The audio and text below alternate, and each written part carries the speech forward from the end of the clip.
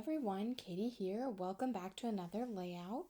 Today I am excited to be doing a major embossing layout. You can see I have this gray piece of cardstock. I just ran my little homemade embossing tool over it, and I am taking my embossing ink pad and just going all over this paper. I'm going to use embossing powder all over it. And I've done this on previous layouts, though it's been years. But I always really love how it turns out. So I'm using this embossing powder. It's a newer one to me. It's called Emboss Embossing Powder. And this is in Shimmering Night Sky, which is just extremely appropriate as the photo I have is of the night sky. This paper is nice and textured. It came, I want to say, from like Michael's, but like years ago. So it is not, I'm not sure what brand it is, but it took the embossing ink so well, and then the embossing powder stays on it so well. Like, I'm not sure if it was the ink, the paper, the powder, what it was, but I mean, it stayed. Which was perfect because even when I started, warming up my heat gun, as you can see, the magic happening there. It did not, like blow off the powder like sometimes happens or anything like that. It really like stayed put, which was absolutely perfect and really gave the effect that I was looking for. Now, I love heat embossing. It's probably one of my favorite techniques. Oh my gosh, it's just so magical. Just looking at it right now, I'm still enjoying it just as much as when I actually did it. Because it just, turns in right before your eyes, and you see how the powder, like becomes permanent and becomes a part of the paper. I think it's so cool. So always something fun to do. So once I get that down, I bring my photo over just because I'm thinking I want it to go right in the middle, which means that yes, I put way too much powder on here. I could have saved some, whatever. But ultimately, that's a drop in the bucket. It's fine. Now, before I get completely started with like the actual scrapbooking, I know I want to put a few little stars like randomly in this night sky with some gold embossing powder. So I take out my star stamps and I do a few little gold stars. Now my gold embossing powder definitely leaves a residue on top of the navy powder that is already set. But that's okay. I kind of think it gives the illusion of the Milky Way, which we were lucky enough to be able to see. It's not quite pictured because I, took this picture with my phone, but I still think it gives the effect that I want it to give. And you can definitely like double emboss, like emboss on top of your embossing, just like I did. It worked out really well. I will say my stamps kind of slid a little bit, so there are a couple stars that are kind of fat, but that's okay. It works out. Now I decide to map my photo on some tissue paper, and this happens to be a little sparkly white tissue paper. It is just, like you would get in a gift, so I'm sure it's not archival quality, which I don't like, but you know what? Sometimes you just make that choice, and that's okay.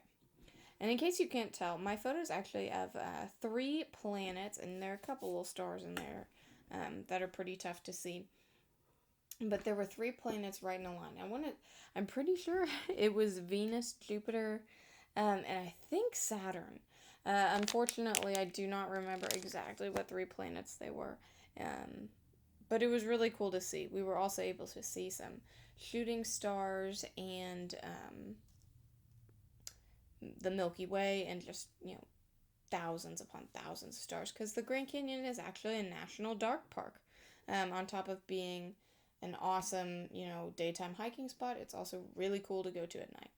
So I'm popping up my photo on some foam just to kind of pull it off the background. The background is super textured, obviously you can see that, and it just kind of differentiates it.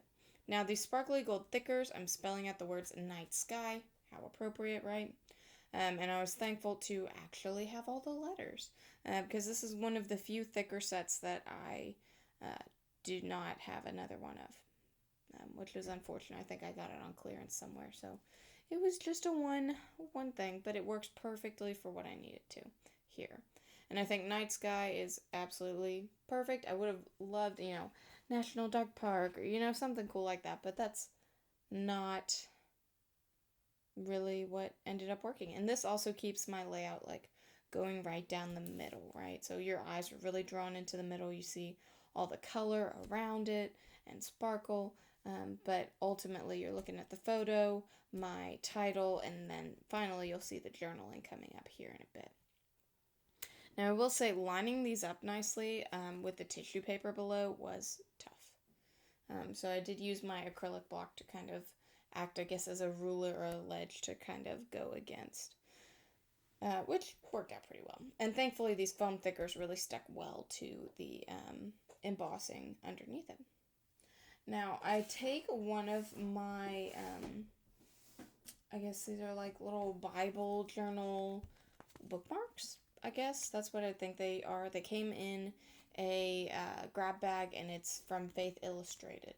And they're all very Christmas themed. But on the back side, they are blank and plain. So I chose this kind of grayish colored one that I am making into my journaling box. I'm using one of my Jelly Roll pens. It is just in like a silver shimmer.